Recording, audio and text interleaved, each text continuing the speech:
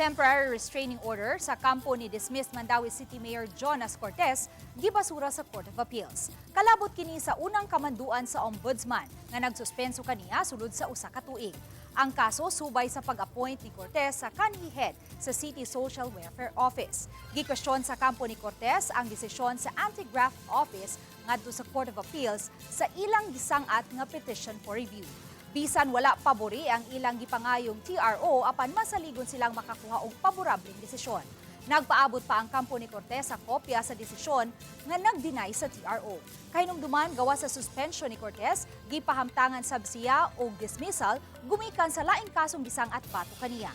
Milanat sab ang legal battle kabahin sa kanselasyon sa iyang certificate of candidacy. Wala ni siya effect sa candidacy ni Mayor, wala effect sa TRO nga gi-issue sa Supreme Court. Mayor can still run. Ang Supreme Court mismo mo iniingon nga pwede siya padaganon. So unsa may gamit, kung pwede siya modagan niya, di siya pwede i-proclaim og daog siya.